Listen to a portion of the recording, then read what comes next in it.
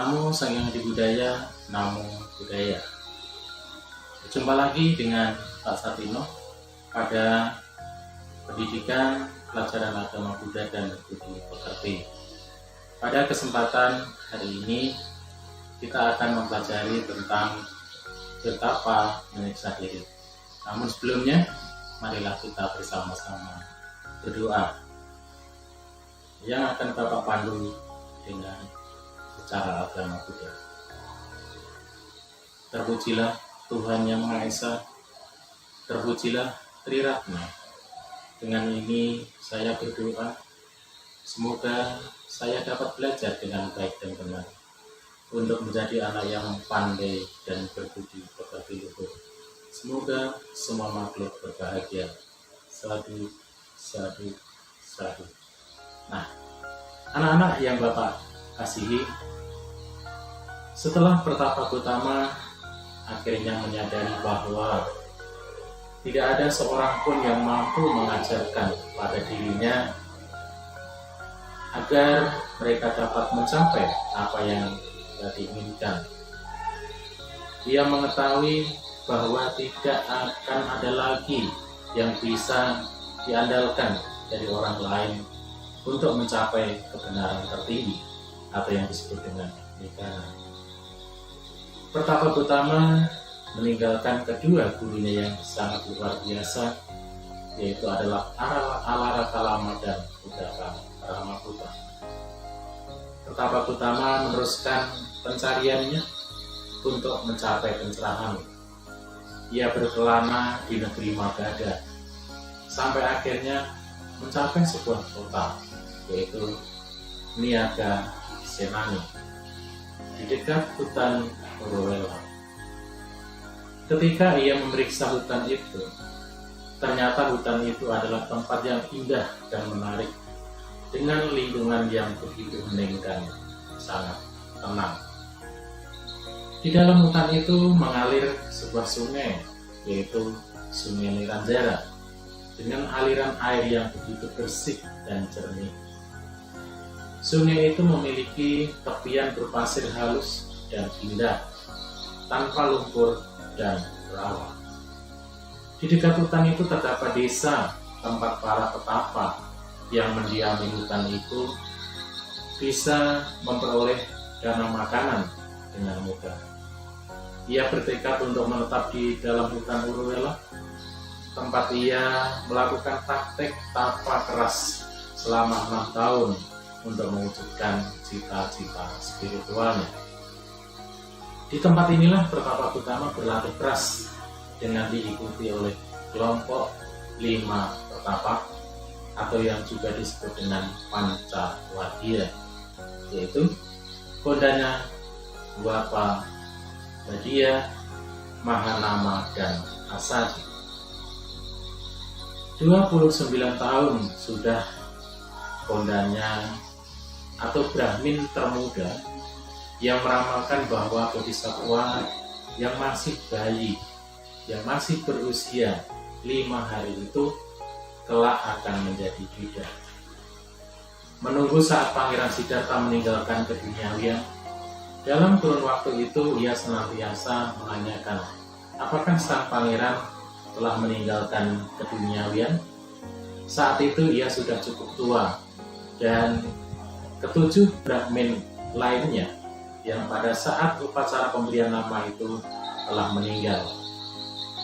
Saat ia mendengar bahwa sang pangeran telah meninggalkan keduniawian, pada hari bulan purnama di bulan Asada, segera ia menemui keempat putra dari para Brahmin yang lain, yaitu yang bernama Dwapa, Badia, Mahanama, dan Asaji. Dibujuknya mereka untuk bersama-sama meninggalkan keduniawian dan mengikuti Pertapa Gautama. Anak-anak Bapak yang Bapak kasihi, lalu kelompok 5 Pertapa itu mulai mengunjungi desa-desa serta kota-kota niaga dari beberapa kerajaan untuk mencari Bodhisattva. Akhirnya mereka menemukannya di hutan Uruvela. Mereka melayaninya dengan harapan kuat bahwa sebentar lagi Pertapa Gotama yang tengah menjalani bentuk latihan tapa yang paling berat atau juga yang disebut dengan Dukaracarya akan menjadi Buddha dan akan mengajarkan mereka jalan menuju pembebasan. Selama menemani Pertapa Gotama selama 6 tahun di dalam hutan Uruvela, mereka melakukan kewajiban mereka seperti menyapu tempat di sekitarnya, kemudian membawakan air panas dan juga air dingin dan lain sebagainya. Di hutan Uruvela, Pertapa Gotama berjuang untuk mencapai pencerahan dengan melakukan segala jenis tapa yang paling berat yang disebut dengan Dukaracarya, yang sulit dipraktekkan oleh orang-orang biasa.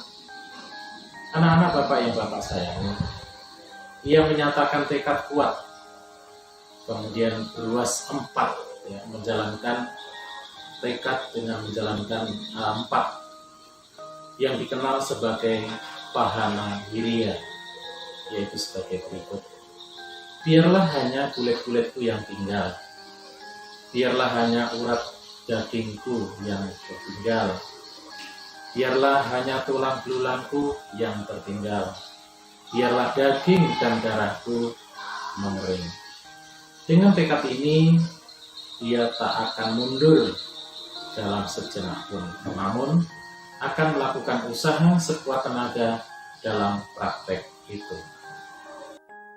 Praktek penyisaan diri atau Dukaracarya yang dilakukan oleh Pertapa Gotama yang dianggapnya dapat membantu mencapai pencerahan. Itu yang pertama adalah Pertapa Gotama berhenti mengumpulkan dana makanan dan hidup hanya dari buah-buahan yang jatuh dari pohon-pohon di hutan Uruvela. Yang kedua, bertahan hidup hanya dengan buah-buahan yang jatuh dari pohon tempat di mana beliau tinggal.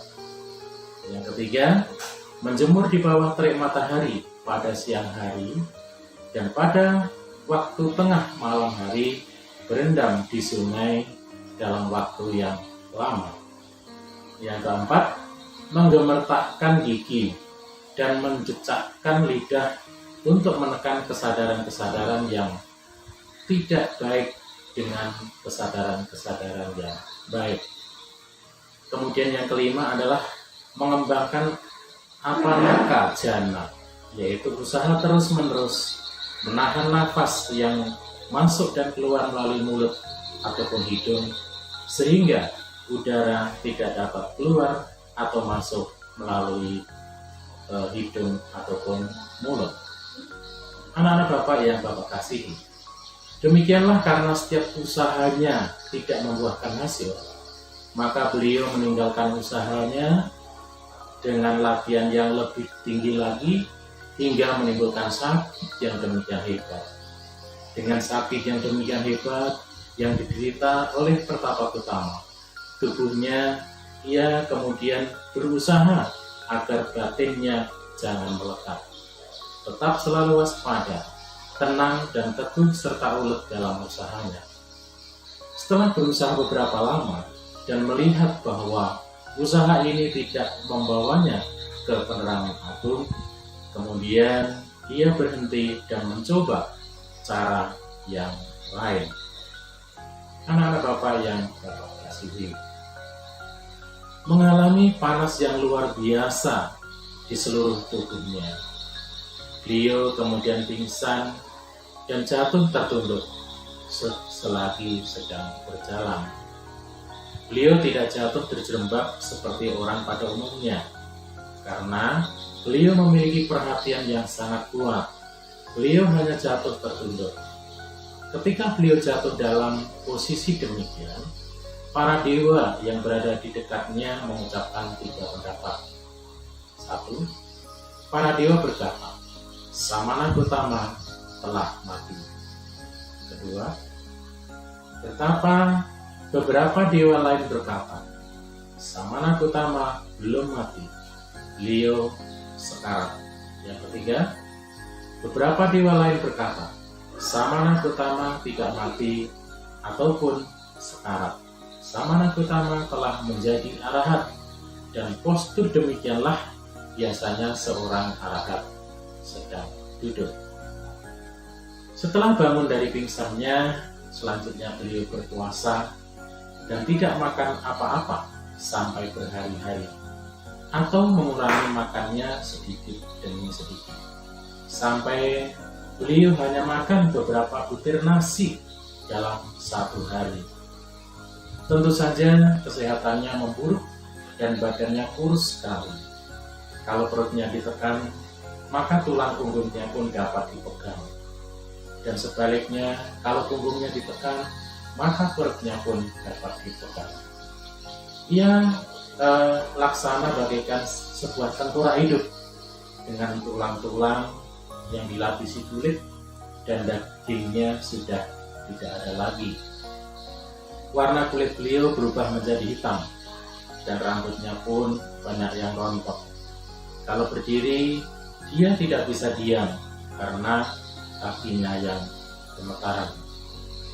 Demikianlah beliau melakukan bertapa menyiksa diri selama 6 tahun. Namun, walaupun usahanya begitu keras, menyiksa diri dengan begitu hebat, semua usahanya itu belum mendapatkan apa yang dicarinya, yaitu untuk mendapatkan penerangan sempurna atau mencapai arahat. Anak-anak Bapak yang Bapak banggakan, begitulah seorang Pangeran Siddhartha atau Pertapa Gautama yang memiliki cita-cita, yaitu untuk mencapai penerangan sempurna dan menjadi Buddha. Dengan berbagai usaha dijalankannya, dengan bertapa yang begitu keras, mempraktekkan dukara carya yang begitu hebat dalam kurun waktu 6 tahun. Beliau tidak pernah putus asa. Untuk itu, kepada anak-anakku semua yang berada di rumah, selama anak-anakku belajar di rumah karena adanya pandemi corona ini, tetaplah memiliki semangat yang kuat, tetaplah berusaha dengan sungguh-sungguh, kemudian tetap fokus terhadap cita-cita yang anak-anak semua inginkan. Jauhkan dari sifat malas, ya. Jauhkan dari sifat ragu-ragu. Maka sifat malas, sifat ragu-ragu, kemudian enggan berusaha atau mudah menyerah, itu adalah suatu sifat yang tidak baik yang akan dapat menghalang-halangi cita-cita daripada anak-anak semua. Untuk itu, tirulah, contohlah seperti Pertapa Gautama dengan usaha yang begitu keras, ya. Jadi tetaplah jaga kesehatan di rumah. Demikian pertemuan kita untuk hari ini. Kita bertemu lagi pada pertemuan yang akan datang. Bapak akhiri dengan Namo Sang Hyang Adi Budaya, Namo Buddhaya.